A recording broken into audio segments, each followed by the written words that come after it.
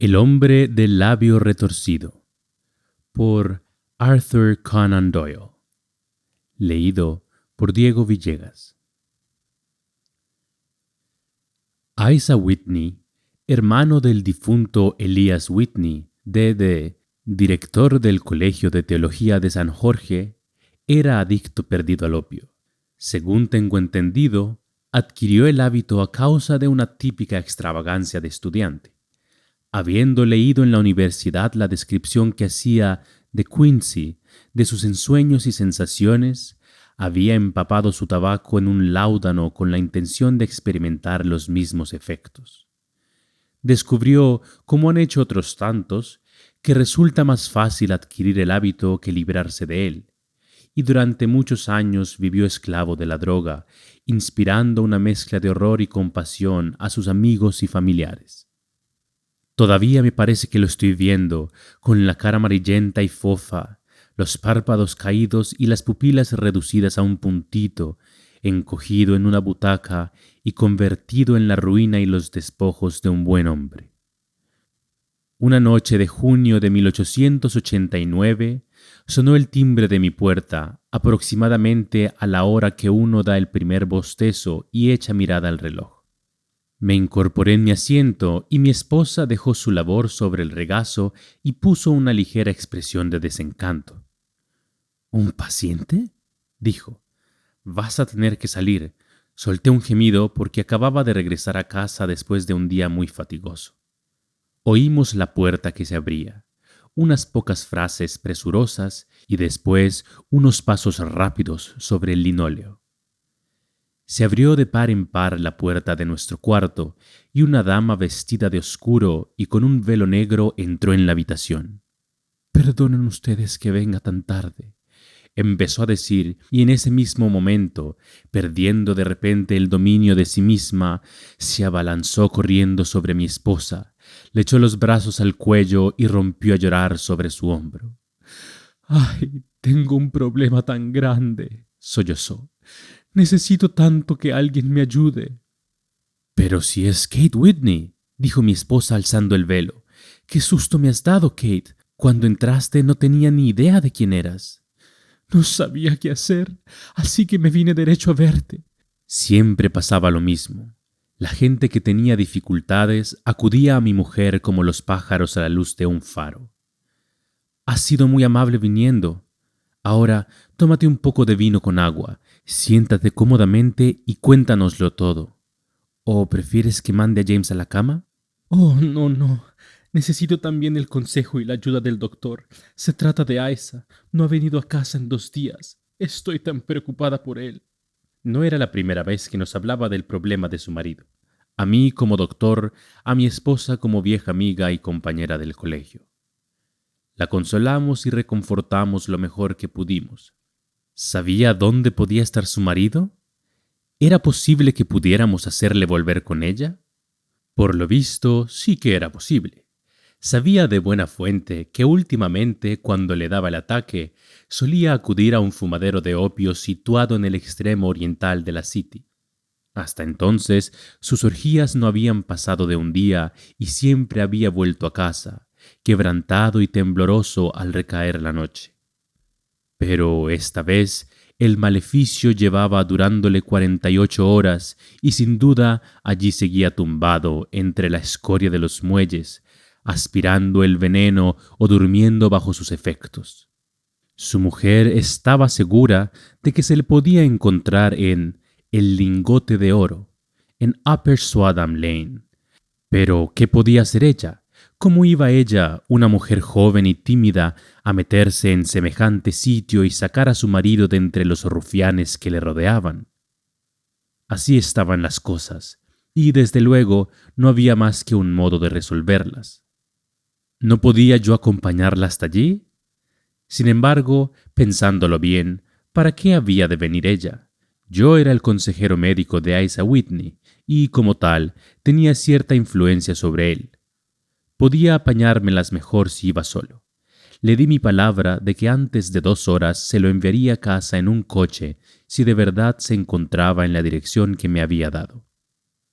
Y así, Al cabo de 10 minutos había abandonado mi butaca y mi acogedor cuarto de estar y viajaba a toda velocidad en un coche de alquiler rumbo al este, con lo que entonces me parecía una extraña misión, aunque solo el futuro me iba a demostrar lo extraña que era en realidad. Sin embargo, no encontré grandes dificultades en la primera etapa de mi aventura. Upper Swarham Lane es una callejuela miserable, oculta detrás de los altos muelles que se extienden en la orilla del río, al este del puente de Londres.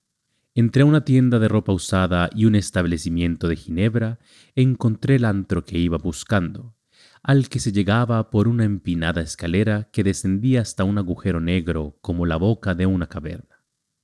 Ordené al cochero que aguardara y bajé los escalones, desgastados en el centro por el paso incesante de pies de borrachos. A la luz vacilante de una lámpara de aceite colocada encima de la puerta, encontré el picaporte y penetré en una habitación larga y de techo bajo, con la atmósfera espesa y cargada del humo pardo del opio y equipada con una serie de literas de madera, como el castillo de proa en un barco de migrantes. A través de la penumbra se podían distinguir a duras penas numerosos cuerpos, tumbados en posturas extrañas y fantásticas, con los hombros encorvados, las rodillas dobladas, las cabezas echadas hacia atrás y el mentón apuntando hacia arriba. De vez en cuando, un ojo oscuro y sin brillo se fijaba en el recién llegado. Entre las sombras negras brillaban circulitos de luz, encendiéndose y apagándose según que el veneno ardiera o se apagara en las cazoletas de las pipas metálicas. La mayoría permanecía tendida en silencio, pero algunos murmuraban para sí mismos y otros conversaban con voz extraña, apagada y monótona. Su conversación surgía en ráfagas y luego se desvanecía de pronto en silencio, mientras cada uno seguía mascullando sus propios pensamientos, sin prestar atención a las palabras de su vecino. En el extremo más apartado había un pequeño brasero de carbón, y a su lado un taburete de madera de 3 patas, en el que se sentaba un anciano alto y delgado, con la barbilla apoyada en los puños y los codos en las rodillas, mirando fijamente el fuego. Al verme entrar, el malayo de piel cetrina se me acercó rápidamente con una pipa y una porción de droga, indicándome una litera libre. «Gracias, no he venido a quedarme», dije. «Hay aquí un amigo mío, el señor Isaac Whitney. Quiero hablar con él». Hubo un movimiento y una exclamación a mi derecha, y atisbando entre las tinieblas, distinguí a Whitney. Pálido, ojeroso y desaliñado, con la mirada fija en mí. «Dios mío, es Watson», exclamó. Se encontraba en un estado lamentable, con todos sus nervios presa de temblores. «Oiga, Watson, ¿qué hora es?» «Casi las 11. «¿De qué día?» «Del viernes 19 de junio. «Cielo santo, creía que era miércoles, y es miércoles. ¿Qué se propone usted asustando a un amigo?» Sepultó la cara entre los brazos y comenzó a sollozar en tono muy agudo. «Le digo que es viernes, hombre. Su esposa lleva 2 días esperándole. Debería estar avergonzado de sí mismo». Y lo estoy. Pero usted se equivoca, Watson. Solo llevo aquí unas horas. 3 pipas, 4 pipas, ya no sé cuántas. Pero iré a casa con usted. ¿Ha traído usted un coche?» «Sí, tengo uno esperando». «Entonces iré en él, pero seguramente debo algo. Averigüe cuánto debo, Watson. Me encuentro incapaz. No puedo hacer nada por mí mismo».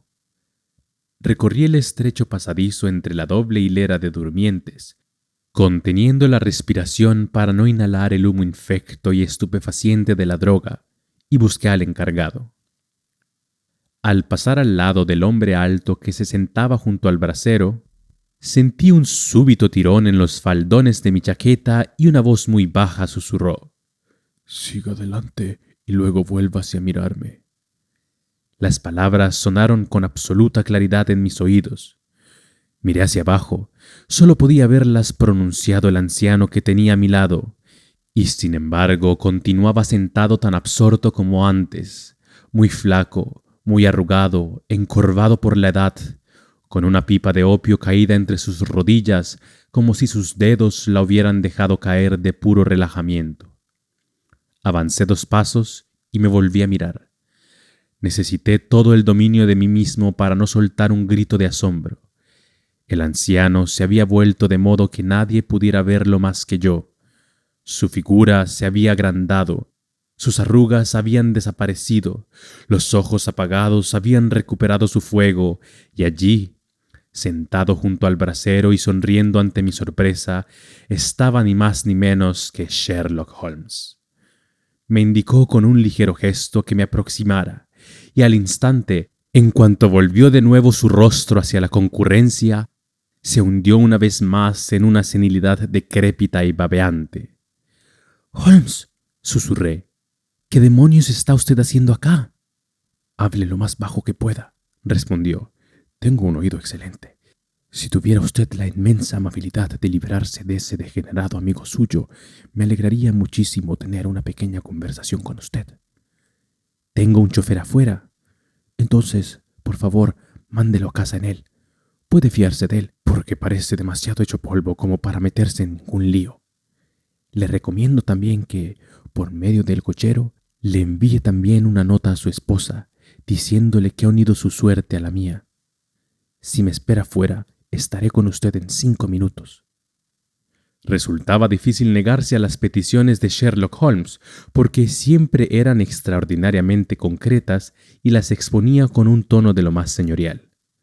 De todas maneras, me parecía que una vez metido Whitney en el coche, mi misión había quedado prácticamente cumplida. Y, por otra parte, no podía desear nada mejor que acompañar a mi amigo en una de aquellas insólitas aventuras que constituían su modo normal de vida. Me bastaron unos minutos para escribir la nota, pagar la cuenta de Whitney, llevarlo hasta el coche y verle partir a través de la noche. Muy poco después, una decrépita figura salía del fumadero de opio y yo caminaba calle abajo en compañía de Sherlock Holmes. Avanzó un par de calles arrastrando los pies, con la espalda encorvada y el paso inseguro, y de pronto, tras echar una rápida mirada a su alrededor, enderezó el cuerpo y estalló en una alegre carcajada. «Supongo, Watson», dijo, «que está usted pensando que he añadido el fumar opio a las inyecciones de cocaína y demás pequeñas debilidades sobre las que usted ha tenido la bondad de emitir su opinión facultativa. Desde luego, me sorprendió encontrarlo allí, no más de lo que me sorprendió a mí verle a usted. Yo vine en busca de un amigo, y yo en busca de un enemigo». «¿Un enemigo?» «Sí. Uno de mis enemigos naturales, o, si se me permite decirlo, de mis presas naturales. En pocas palabras, Watson, estoy metido en una interesantísima investigación y tenía la esperanza de descubrir alguna pista entre las divagaciones incoherentes de estos adictos, como me ha sucedido otras veces. Si me hubieran reconocido en aquel antro, mi vida no habría valido ni la tarifa de 1 hora, porque ya lo he utilizado antes para mis propios fines, y el bandido del dueño, un antiguo marinero de las Indias Orientales, ha jurado vengarse de mí. Hay una trampilla en la parte trasera del edificio, cerca de la esquina del muelle de San Pablo, que podría contar historias muy extrañas sobre lo que pasa a través de ella las noches sin luna». «¿Cómo? ¿No querrá usted decir cadáveres?» «Sí, Watson, cadáveres. Seríamos ricos si nos dieran 1000 libras por cada pobre diablo que ha encontrado la muerte en ese antro. Es la trampa mortal más perversa de toda la ribera del río, y me temo que Neville St. Clair ha entrado en ella para no volver a salir. Pero nuestro coche debería estar acá». Se metió los 2 dedos índices en la boca y lanzó un penetrante silbido, una señal que fue respondida por un silbido similar a lo lejos, seguido inmediatamente por el traqueteo de unas ruedas y las pisadas de cascos de caballo. «Y ahora, Watson», dijo Holmes, mientras un coche alto de un caballo salía de la oscuridad arrojando 2 chorros dorados de luz amarilla por sus faroles laterales. ¿Viene usted conmigo o no? ¿Si puedo ser de alguna utilidad? Oh, un camarada de confianza siempre resulta útil, y un cronista más aún. Mi habitación de los Cedros tiene 2 camas. ¿Los Cedros? Sí, así se llama la casa del señor St. Clair. Me estoy alojando allí mientras llevo a cabo la investigación. ¿Y dónde está? En Kent, cerca de Lee. Tenemos por delante un trayecto de 7 millas. Pero estoy completamente a oscuras. Naturalmente, pero enseguida va a enterarse de todo. Suba aquí. Muy bien, John. Ya no le necesitaremos. Aquí tiene media corona. Venga a buscarme mañana a esto de las 11. Suelte las riendas y hasta mañana. Tocó al caballo con el látigo y salimos disparados a través de la interminable sucesión de calles sombrías y desiertas que poco a poco se fueron ensanchando hasta que cruzamos a toda velocidad un amplio puente con balaustrada, mientras las turbias aguas del río se deslizaban perezosamente por debajo. Al otro lado nos encontramos otra extensa desolación de ladrillo y cemento, envuelta en un completo silencio, roto tan solo por las pisadas fuertes y acompasadas de un policía o por los gritos y canciones de algún grupillo rezagado de juerguistas. Una oscura cortina se deslizaba lentamente a través del cielo, y 1 o 2 estrellas brillaban débilmente entre las rendijas de las nubes. Holmes conducía en silencio, con la cabeza caída sobre el pecho y toda la apariencia de encontrarse sumido en sus pensamientos, mientras yo, sentado a su lado, me consumía de curiosidad por saber en qué consistía esta nueva investigación que parecía estar poniendo a prueba sus poderes, a pesar de lo cual no me atrevía a entrometerme en el curso de sus reflexiones. Llevábamos recorridas varias millas y empezábamos a entrar en el cinturón de residencias suburbanas cuando Holmes se desperezó. Se encogió de hombros y encendió su pipa con el aire de un hombre satisfecho por estar haciéndolo lo mejor posible. «Watson, posee usted el don inapreciable de saber guardar silencio», dijo. «Eso le convierte en un compañero de valor incalculable. Le aseguro que me viene muy bien tener a alguien con quien hablar, pues mis pensamientos no son demasiado agradables.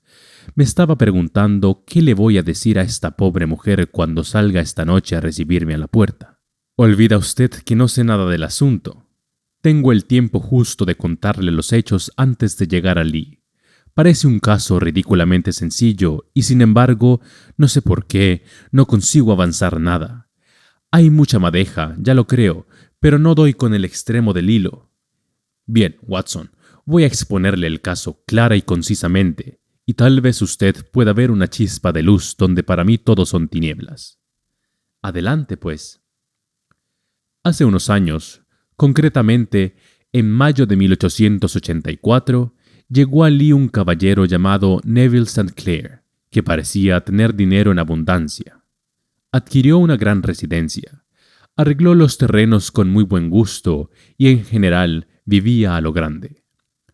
Poco a poco se fue haciendo amistades entre el vecindario y en 1887 se casó con la hija de un cervecero de la zona, con la que tiene ya 2 hijos.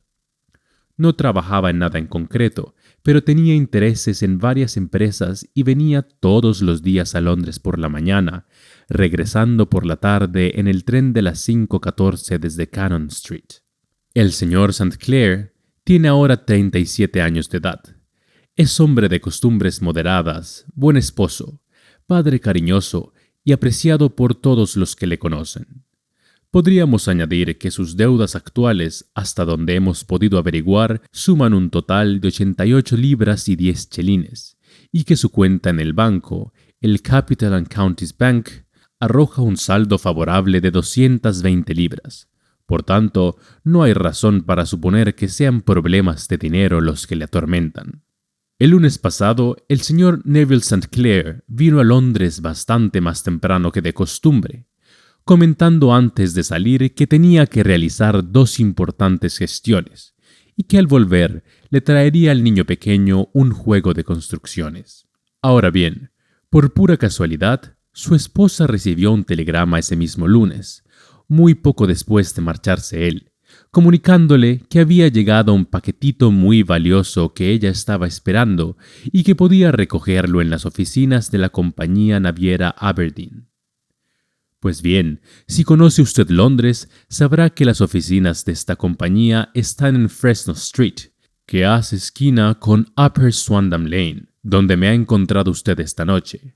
La señora St. Clair almorzó, se fue a Londres, hizo algunas compras, pasó por la oficina de la compañía, recogió su paquete y exactamente a las 4:35 iba caminando por Swandam Lane, camino de la estación.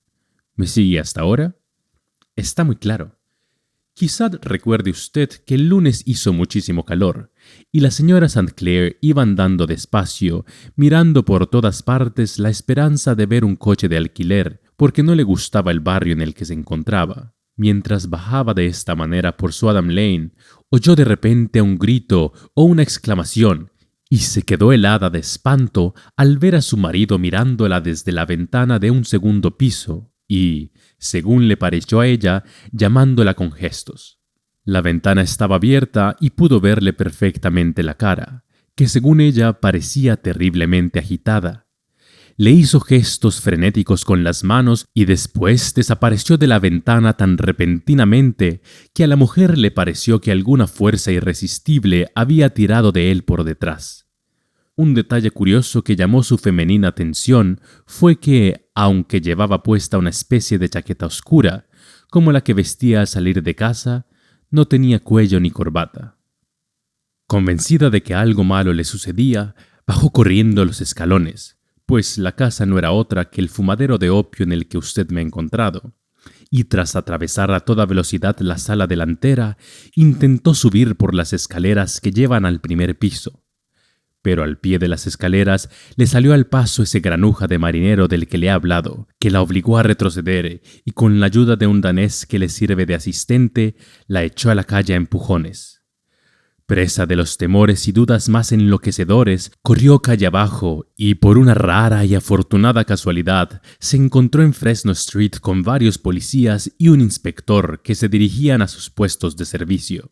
El inspector y 2 hombres la acompañaron de vuelta al fumadero, y a pesar de la pertinaz resistencia del propietario, se abrieron paso hasta la habitación en la que St. Clair fue visto por última vez.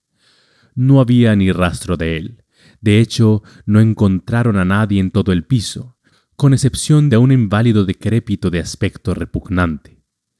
Tanto él como el propietario juraron insistentemente que en toda la tarde no había entrado nadie en aquella habitación.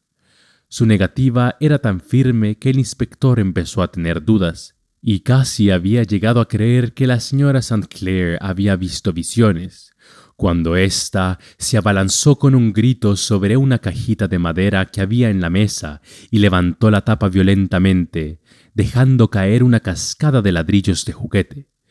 Era el regalo que él había prometido llevarle a su hijo. Este descubrimiento y la evidente confusión que demostró el inválido convencieron al inspector de que se trataba de un asunto grave.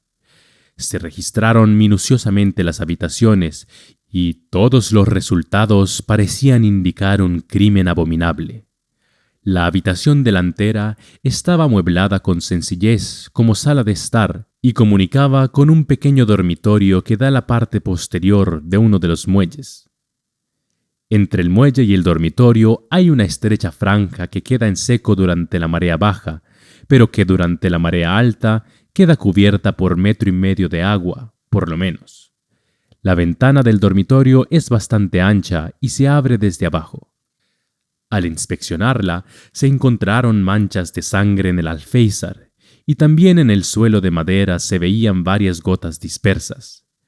Tiradas detrás de una cortina en la habitación delantera se encontraron todas las ropas del señor Neville St. Clair, a excepción de su chaqueta, sus zapatos, sus calcetines, su sombrero y su reloj. Todo estaba allí. No se veían señales de violencia en ninguna de las prendas, ni se encontró ningún otro rastro del señor St. Clair. Al parecer, tenían que haberlo sacado por la ventana, ya que no se pudo encontrar otra salida y las ominosas manchas de sangre en la ventana daban pocas esperanzas de que hubiera podido salvarse a nado, porque la marea estaba en su punto más alto en el momento de la tragedia. Y ahora, hablemos de los maleantes que parecen directamente implicados en el asunto. Sabemos que el marinero es un tipo de pésimos antecedentes, pero según el relato de la señora St. Clair, se encontraba al pie de la escalera a los pocos segundos de la desaparición de su marido, por lo que difícilmente puede haber desempeñado más que un papel secundario en el crimen.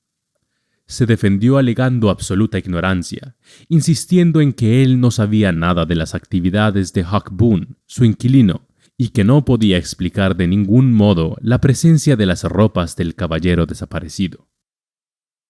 Esto es lo que hay respecto al marinero. Pasemos ahora al siniestro inválido que vive en la segunda planta del fumadero de opio y que, sin duda, fue el último ser humano que puso sus ojos en el señor St. Clair. Se llama Huck Boone, y todo el que va mucho por la City conoce su repugnante cara. Es mendigo profesional, aunque para burlar los reglamentos policiales finge vender cerillas. Puede que se haya fijado usted en que, bajando un poco por el Threadneedle Street, en la acera izquierda, hay un pequeño recodo en la pared. Allí es donde se instala cada día ese engendro, con las piernas cruzadas y su pequeño surtido de cerillas en el regazo. Ofrece un espectáculo tan lamentable que provoca una pequeña lluvia de caridad sobre la grasienta gorra de cuero que coloca en la acera delante de él. Más de una vez lo he estado observando, sin tener idea de que llegaría a relacionarme profesionalmente con él, y me ha sorprendido lo mucho que recoge en poco tiempo. Tenga en cuenta que su aspecto es tan llamativo que nadie puede pasar a su lado sin fijarse en él. Una mata de cabello anaranjado, un rostro pálido y desfigurado por una horrible cicatriz que, al contraerse, ha retorcido el borde de su labio superior, una barbilla de bulldog y un par de ojos oscuros muy penetrantes que contrastan extraordinariamente con el color de su pelo. Todo ello le hace destacar de entre la masa vulgar de pedigüeños. También destaca por su ingenio, pues siempre tiene a mano una respuesta para cualquier pulla que puedan dirigirle los transeúntes. Este es el hombre que, según acabamos de saber, vive en lo alto del fumadero de opio y fue la última persona que vio al caballero que andamos buscando. «Pero es un inválido», dije. «¿Qué podría haber hecho él solo contra un hombre en la flor de la vida?» Es inválido en el sentido de que cojea al andar, pero en otros aspectos parece tratarse de un hombre fuerte y bien alimentado. Sin duda, Watson, su experiencia médica le habrá enseñado que la debilidad en un miembro se compensa a menudo con la fortaleza excepcional en los demás. Por favor, continúe su relato. La señora St. Clair se había desmayado al ver la sangre en la ventana y la policía la llevó en coche a su casa, ya que su presencia no podía ayudarles en las investigaciones. El inspector Barton, que estaba a cargo del caso, examinó detenidamente el local, sin encontrar nada que arrojara alguna luz sobre el misterio. Se cometió un error al no detener inmediatamente a Boone, ya que así dispuso de unos minutos para comunicarse con su compinche el marinero, pero pronto se puso remedio a esta equivocación, y Boone fue detenido y registrado sin que se encontrara nada que pudiera incriminarle. Es cierto que había manchas de sangre en la manga derecha de su camisa, pero enseñó su dedo índice, que tenía un corte cerca de la uña, y explicó que la sangre procedía de allí, añadiendo que poco antes había estado asomado a la ventana y que las manchas observadas allí procedían sin duda de la misma fuente. Negó hasta la saciedad haber visto en su vida al señor Neville St. Clair, y juró que la presencia de las ropas en su habitación resultaba tan misteriosa para él como para la policía. En cuanto a la declaración de la señora St. Clair, que afirmaba haber visto a su marido en la ventana, alegó que estaría loca o lo habría soñado. Se lo llevaron a comisaría entre ruidosas protestas mientras el inspector se quedaba en la casa, con la esperanza de que la bajamar aportara una nueva pista. Y así fue, aunque lo que encontraron en el fango no era lo que temían encontrar. Lo que apareció al retirarse la marea fue la chaqueta de Neville St. Clair, y no el propio Neville St. Clair. ¿Y qué cree que encontraron en los bolsillos? No tengo ni idea. No creo que pueda adivinarlo.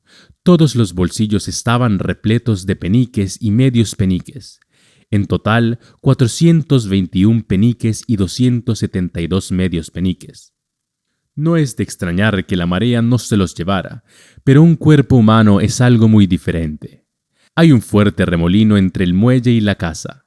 Parece bastante probable que la chaqueta se quedara allí debido al peso, mientras el cuerpo desnudo era arrastrado hacia el río. Pero según tengo entendido, todas sus demás ropas se encontraron en la habitación. ¿Es que el cadáver iba vestido solo con la chaqueta? No, señor. Los datos pueden ser muy engañosos. Suponga que este tipo, Boone, ha tirado a Neville St. Clair por la ventana sin que le haya visto nadie. ¿Qué hace a continuación? Por supuesto, pensará inmediatamente en librarse de las ropas delatoras. Coge la chaqueta y está a punto de tirarla cuando se le ocurre que flotará en vez de hundirse.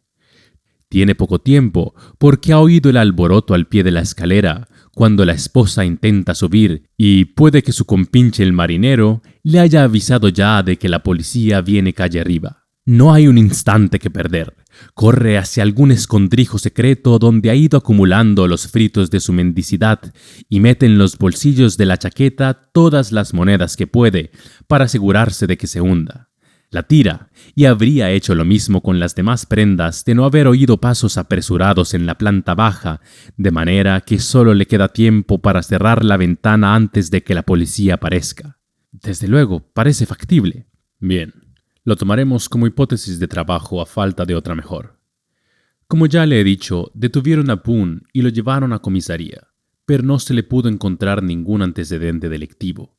Se sabía desde hace ya muchos años que era mendigo profesional, pero parece que llevaba una vida bastante tranquila e inocente. Así están las cosas por el momento, y nos hallamos tan lejos como al principio de la solución de las cuestiones pendientes. ¿Qué hacía Neville St. Clair en el fumadero de opio? ¿Qué le sucedió allí?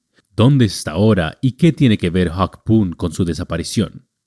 Confieso que no recuerdo en toda mi experiencia un caso que pareciera tan sencillo a primera vista y que, sin embargo, presentara tantas dificultades.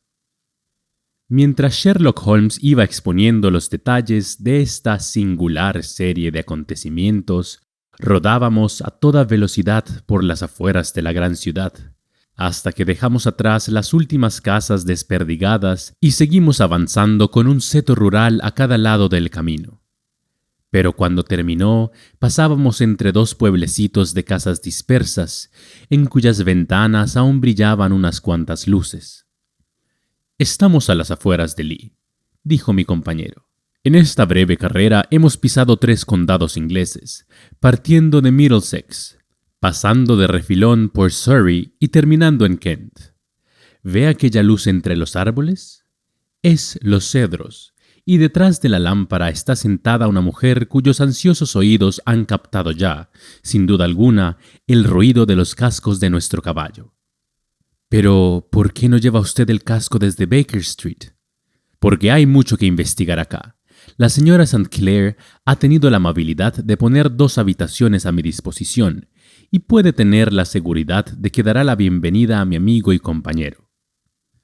Me espanta tener que verla, Watson, sin traer noticias de su marido. En fin, aquí estamos. So, caballo, so. Nos habíamos detenido frente a una gran mansión con terreno propio. Un mozo de cuadras había corrido a hacerse cargo del caballo, y tras descender del coche, seguía Holmes por un estrecho y ondulento sendero de grava que llevaba a la casa. Cuando ya estábamos cerca, se abrió la puerta y una mujer menuda y rubia apareció en el marco, vestida con una especie de mousseline de soyer, con apliques de gasa rosa y esponjosa en el cuello y los puños. Permaneció inmóvil, con su silueta recortada contra la luz, una mano apoyada en la puerta y la otra medio alzar con un gesto de ansiedad. El cuerpo ligeramente inclinado, adelantando la cabeza y la cara, con ojos impacientes y labios entreabiertos. Era la estampa viviente misma de la incertidumbre. «¿Y bien?», gimió. «¿Qué hay?». Y entonces, viendo que éramos dos, soltó un grito de esperanza que se transformó en un gemido al ver que mi compañero meneaba la cabeza y se encogía de hombros. ¿No hay buenas noticias? No hay ninguna noticia. ¿Tampoco malas? Tampoco. Demos gracias a Dios por eso. Pero entren, estará usted cansado después de tan larga jornada. Le presento a mi amigo, el Dr. Watson. Su ayuda ha resultado fundamental en varios de mis casos y, por afortunada casualidad, he podido traérmelo e incorporarlo a esta investigación. Encantada de conocerlo, dijo ella, estrechándome calurosamente la mano. Estoy segura que sabrá disculpar las deficiencias que encuentre, teniendo en cuenta la desgracia tan repentina que nos ha ocurrido. Querida señora, soy un viejo soldado, y aunque no lo fuera, me doy perfecta cuenta de que huelgan las disculpas. Me sentiré muy satisfecho si puedo resultar de alguna ayuda para usted o para mi compañero aquí presente. Y ahora, señor Sherlock Holmes, dijo la señora mientras entrábamos en un comedor bien iluminado, en cuya mesa estaba servida una comida fría. Me gustaría hacerle un par de preguntas francas, y le ruego que las respuestas sean igualmente francas. Desde luego, señora. No se preocupe por mis sentimientos. No soy histérica ni propensa a los desmayos. Simplemente quiero conocer su auténtica opinión. ¿Sobre qué punto? En el fondo de su corazón, ¿cree usted que Neville está vivo? Sherlock Holmes pareció incómodo ante la pregunta. Francamente, repitió ella de pie sobre la alfombra y mirándolo fijamente desde lo alto, mientras Sherlock Holmes se retrepaba en un sillón de mimbre. Pues, francamente, señora, no. ¿Cree usted que ha muerto? Sí. ¿Asesinado? No puedo asegurarlo. Es posible. ¿Y qué día murió? El lunes. Entonces, señor Holmes, ¿tendría usted la bondad de explicar cómo es posible que haya recibido hoy esta carta suya? Sherlock Holmes se levantó de un salto como si hubiera recibido una descarga eléctrica. ¿Qué? Rugió. Sí, hoy mismo, dijo ella sonriendo y sosteniendo en alto. Dijo ella sonriendo y sosteniendo en alto una hojita de papel. ¿Puedo verla? Desde luego. Se la arrebató impulsivamente y, extendiendo la carta sobre la mesa, acercó una lámpara y la examinó con detenimiento. Yo me había levantado de mi silla y miraba por encima de su hombro. El sobre era muy ordinario y traía matasellos de Gravesend y fecha de aquel mismo día, o más bien del día anterior, pues ya era mucho más de medianoche. «¡Qué mal escrito!», murmuró Holmes. «No creo que esta sea la letra de su marido, señora». «No, pero la carta sí que lo es». Observo además que la persona que escribió el sobre tuvo que ir a preguntar la dirección. ¿Cómo puede saber eso? El nombre, como ve, está en tinta perfectamente negra que se ha secado sola. El resto es de un color grisáceo.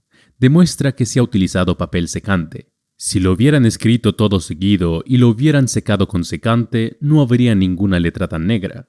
Esta persona ha escrito el nombre y luego ha hecho una pausa antes de escribir la dirección, lo cual solo puede significar que no le resultaba familiar. Por supuesto, se trata tan solo de un detalle trivial, pero no hay nada tan importante como los detalles triviales. Veamos ahora la carta. Ajá, aquí dentro había algo más. Sí, había un anillo, el anillo con su sello. ¿Y está usted segura de que esta letra es de su marido? Una de sus letras. ¿Una? Su letra de cuando escribe con prisas. Es muy diferente de su letra habitual, a pesar de lo cual la conozco bien. Querida, no te asustes. Todo saldrá bien. Se ha cometido un terrible error que quizá tarde algún tiempo en rectificar. Ten paciencia, Neville. Escrito a lápiz en la guarda de un libro formato octavo sin marca de agua. Echado al correo hoy en Gravesend por un hombre con el pulgar sucio. Ajá, y la solapa la ha pegado, si no me equivoco, una persona que ha estado mascando tabaco. Y usted no tiene ninguna duda de que se trata de la letra de su esposo, señora. Ninguna. Esto lo escribió Neville. Y lo han echado al correo hoy en Gravesend. Bien, señora St. Clair, las nubes se despejan, aunque no me atrevería a decir que ha pasado el peligro. Pero tiene que estar vivo, señor Holmes. al menos que se trate de una hábil falsificación para ponernos sobre una pista falsa. Al fin y al cabo, el anillo no demuestra nada. Se lo pueden haber quitado. No, no, es su letra. Lo es, lo es, lo es. Muy bien. Sin embargo, puede haberse escrito el lunes y no haberse echado al correo hasta hoy. Eso es posible. De ser así, han podido ocurrir muchas cosas entre tanto.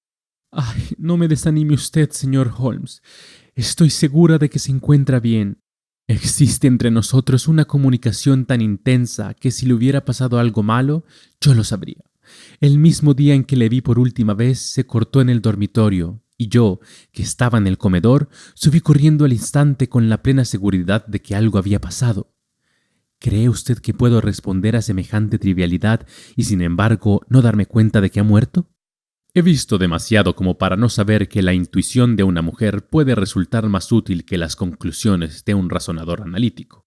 Y desde luego, en esta carta tiene usted una prueba bien palpable que corrobora su punto de vista. Pero si su marido está vivo y puede escribirle cartas, ¿por qué no se pone en contacto con usted? No tengo idea, es incomprensible. ¿No comentó nada el lunes antes de marcharse? No. ¿Y a usted le sorprendió verlo en Swandon Lane? Mucho. ¿Estaba abierta la ventana? Sí. Entonces él podía haberla llamado. Podía, sí. Pero según tengo entendido, solo lanzó un grito inarticulado. En efecto, ¿que a usted le pareció una llamada de auxilio? Sí, porque agitaba las manos.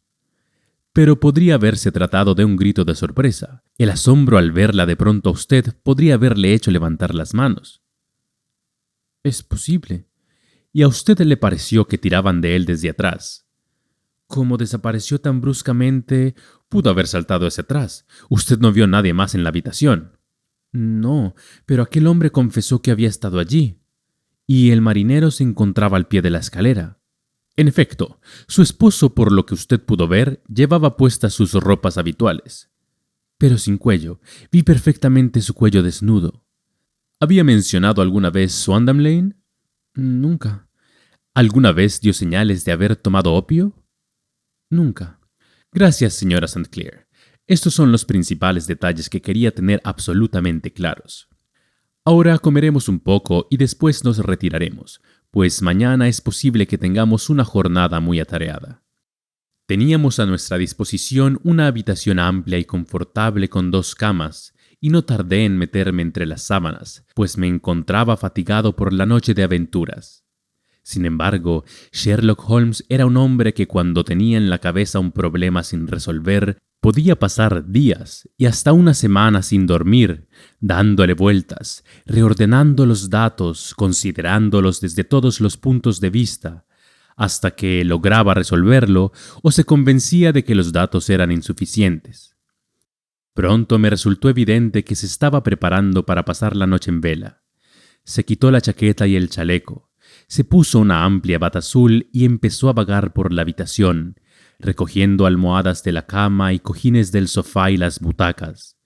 Con ellos construyó una especie de diván oriental en el que se instaló con las piernas cruzadas, colocando delante de él una onza de tabaco fuerte y una caja de cerillas. Pude verlo allí sentado a la luz mortecina de la lámpara, con una vieja pipa de brezo entre los labios, los ojos ausentes fijos en un ángulo del techo, desprendiendo volutas de humo a su lado, callado, inmóvil, con la luz cayendo sobre sus marcadas y aguileñas facciones. Así se encontraba cuando me fui a dormir, y así continuaba cuando una súbita exclamación suya me despertó y vi que la luz del sol ya había entrado en el cuarto. La pipa seguía entre sus labios, el humo seguía elevándose en volutas y una espesa niebla de tabaco llenaba la habitación, pero no quedaba nada en el paquete de tabaco que yo había visto la noche anterior. ¿Está despierto, Watson?, preguntó. Sí. ¿Listo para una excursión matutina? Desde luego. Entonces vístase. Aún no se ha levantado nadie, pero sé dónde duerme el mozo de cuadras, y pronto tendremos preparado el coche. Al hablar, se reía para sus adentros, le centellaban los ojos y parecía un hombre diferente del sombrío pensador de la noche anterior. Mientras me vestía, eché un vistazo al reloj. No era de extrañar que nadie se hubiera levantado aún. Eran las 4:25. Apenas había terminado cuando Holmes regresó para anunciar que el mozo estaba enganchando el caballo.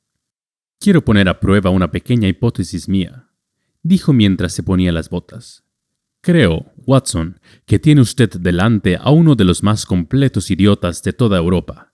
Merezco que me lleven a patadas desde aquí a Charing Cross. Pero me parece que ya tengo la clave del asunto». «¿Y dónde está?», pregunté sonriendo. «En el cuarto de baño», respondió. No estoy bromeando», continuó al ver mi gesto de incredulidad. «Acabo de estar allí. La he cogido y la tengo dentro de esta maleta Gladstone. Venga, compañero, y veremos si encaja o no en la cerradura». Bajamos lo más rápidamente posible y salimos al sol de la mañana. El coche y el caballo ya estaban en la carretera, con el mozo de cuadras a medio vestir aguardando delante. Subimos al vehículo y salimos disparados por la carretera de Londres. Rodaban por ella algunos carros que llevaban verduras a la capital, pero las hileras de casas de los lados estaban tan silenciosas e inertes como una ciudad de ensueño. «En ciertos aspectos ha sido un caso muy curioso», dijo Holmes azuzando al caballo para ponerlo al galope. «Confieso que he estado más ciego que un topo, pero más vale aprender tarde que no aprender nunca. En la ciudad, los más madrugadores apenas empezaban a asomarse medio dormidos a la ventana cuando nosotros penetramos por las calles del lado de Surrey. Bajamos por Waterloo Bridge Road, cruzamos el río y subimos a toda velocidad por Wellington Street, para allí torcer bruscamente a la derecha y llegar a Bow Street. Sherlock Holmes era bien conocido por el cuerpo de la policía y los dos agentes de la puerta le saludaron. Uno de ellos sujetó las riendas del caballo mientras el otro nos hacía entrar. «¿Quién está de guardia?», preguntó Holmes. «El inspector Bradstreet, señor». «Ah, Bradstreet, ¿cómo está usted?». Un hombre alto y corpulento había surgido por el corredor embaldosado, con una gorra de visera y chaqueta con alamares. «Me gustaría hablar unas palabras con usted, Bradstreet». «Desde luego, señor Holmes. Pase a mi despacho». Era un despachito pequeño, con un libro enorme encima de la mesa y un teléfono de pared. El inspector se sentó ante el escritorio. «¿Qué puedo hacer por usted, señor Holmes?». «Se trata de ese mendigo, el que está acusado de participar en la desaparición del señor Neville St. Clair de Lee». «Sí, está detenido mientras prosiguen las investigaciones». «Eso he oído. ¿Lo tienen aquí?». «En los calabozos». «¿Está tranquilo?». «No causa problema. Pero cuidado, que es guarro». «¿Un guarro?». «Sí, lo más que hemos conseguido es que se lave las manos, pero la cara la tiene tan negra como un fogonero. En fin, en cuanto se decida su caso, tendrá que bañarse periódicamente en la cárcel. Y si usted lo viera, creo que estaría de acuerdo conmigo en que lo necesita». «Me gustaría muchísimo verlo». «¿De veras? Pues eso es fácil. Venga por aquí. ¿Puede dejar la maleta?». «No, prefiero llevarla». «Como quiera. Vengan por aquí, por favor». Nos guió por un pasillo, abrió una puerta con barrotes, bajó una escalera de caracol y nos introdujo en una galería encalada con una hilera de puertas a cada lado. «La tercera de la derecha es la suya», dijo el inspector. «Aquí está».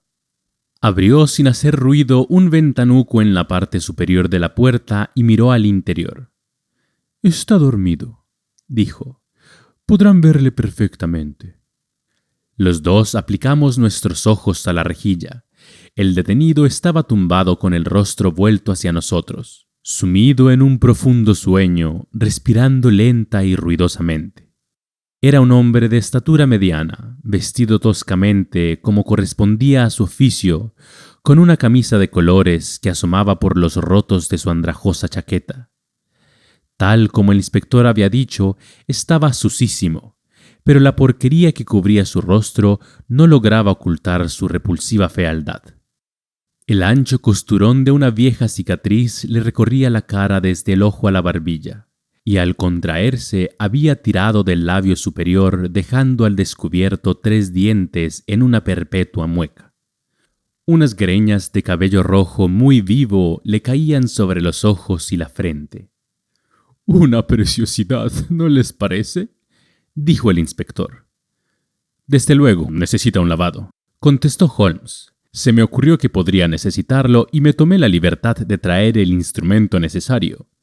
Mientras hablaba, abrió la maleta Gladstone y, ante mi asombro, sacó de ella una enorme esponja de baño.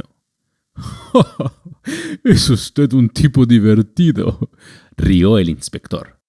«Ahora, si tiene usted la inmensa bondad de abrir con mucho cuidado esta puerta, no tardaremos en hacerle adoptar un aspecto mucho más respetable». «Caramba, ¿por qué no?», dijo el inspector. «Es un descrédito para los calabozos de Bow Street, ¿no les parece?». Introdujo la llave en la cerradura y todos entramos sin hacer ruido en la celda. El durmiente se dio media vuelta y volvió a hundirse en un profundo sueño. Holmes se inclinó hacia el jarro de agua, mojó su esponja y la frotó 2 veces sobre el rostro del preso. «Permítame que les presente», exclamó, «al señor Neville St. Clair de Lee, condado de Kent». Jamás en mi vida había presenciado un espectáculo semejante. El rostro del hombre se desprendió bajo la esponja como la corteza de un árbol. Desapareció su repugnante color parduzco. Desapareció también la horrible cicatriz que lo cruzaba, y lo mismo el labio retorcido que formaba aquella mueca repulsiva. Los desgreñados pelos rojos se desprendieron de un tirón, y ante nosotros quedó, sentado en el camastro, un hombre pálido, de expresión triste y aspecto refinado, pelo negro y piel suave, frotándose los ojos y mirando a su alrededor con asombro soñoliento. De pronto, dándose cuenta de que le habían descubierto, lanzó un alarido y se dejó caer, hundiendo el rostro en la almohada. «¡Por todos los santos!», exclamó el inspector. «Pero si ese es el desaparecido, lo reconozco por las fotografías». El preso se volvió con el aire indiferente de quien se abandona en manos del destino. «Está bien», dijo. «Y ahora, por favor, ¿de qué se me acusa?». «De la desaparición del señor vamos, no se le puede acusar de eso, o al menos que lo presente como un intento de suicidio», dijo el inspector sonriendo. «Llevo 27 años en el cuerpo, pero esto se lleva la palma». «Sí, soy John Neville St. Clair. Resulta evidente que no se ha cometido ningún delito y por lo tanto mi detención aquí es ilegal». «No se ha cometido delito alguno, pero sí un tremendo error», dijo Holmes. «Más le habría valido confiar en su mujer». «No, era por ella, por los niños», gimió el detenido. «Dios mío, no quería que se avergonzaran de su padre. Dios santo, qué vergüenza. ¿Qué voy a hacer ahora?». Sherlock Holmes se sentó junto a él en la litera y le dio unas palmaditas en el hombro. «Si deja usted que los tribunales esclarezcan el caso», dijo, «es evidente que no podrá evitar la publicidad. Por otra parte, si puede convencer a las autoridades policiales de que no hay motivos para proceder contra usted, no veo razón para que los detalles de lo ocurrido lleguen a los periódicos. Estoy seguro de que el inspector Bradstreet tomará nota de todo lo que quiera usted declarar para ponerlo en conocimiento de las autoridades competentes. En tal caso, el asunto no tiene por qué llegar a los tribunales». «Que Dios lo bendiga», exclamó el preso con fervor. «Habría soportado la cárcel e incluso la ejecución antes de permitir que mi miserable secreto cayera como un baldón sobre mis hijos. Son ustedes los primeros que escuchan mi historia. Mi padre era maestro en la escuela de Chesterfield, donde recibí una excelente educación. De joven viajé por el mundo, trabajé en el teatro y, por último, me hice reportero en un periódico vespertino de Londres. Un día, el director quería que se hiciera una serie de artículos sobre la mendicidad en la capital y yo me ofrecí voluntario para hacerlo. Este fue el punto de partida de mis aventuras. La única manera de obtener datos para mis artículos era practicando como mendigo aficionado. Naturalmente, cuando trabajé como actor, había aprendido todos los trucos de maquillaje y tenía fama en los camerinos por mi habilidad en la materia. Así que decidí sacar partido de mis conocimientos. Me pinté la cara y para ofrecer un aspecto lo más penoso posible, me hice una buena cicatriz y me retorcí un lado del labio con ayuda de una tira de esparadrapo color carne. Después, con una peluca roja y vestido adecuadamente, ocupé mi puesto en la zona más concurrida de la City, aparentando vender cerillas, pero en realidad pidiendo. Desempeñé mi papel durante 7 horas y cuando volví a casa por la noche descubrí, con gran sorpresa, que había recogido nada menos que 26 chelines y 4 peniques. Escribí mis artículos y no volví a pensar en el asunto hasta que, algún tiempo después, avalé una letra de un amigo y de pronto me encontré con una orden de pago por valor de 25 libras. Me volví loco intentando reunir el dinero y de repente se me ocurrió una idea. Solicité al acreedor una prórroga de 15 días. Pedí vacaciones a mis jefes y me dediqué a pedir limosna en la City, disfrazado. En 10 días había reunido el dinero y pagado la deuda.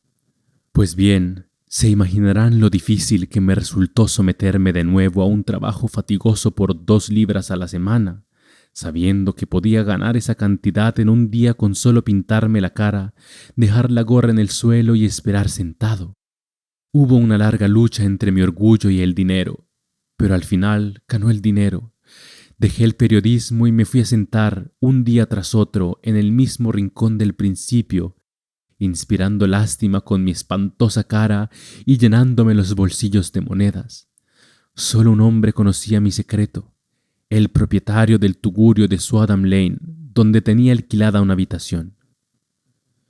De allí salía cada mañana como un mendigo mugriento y por la tarde me transformaba en un caballero elegante vestido a la última.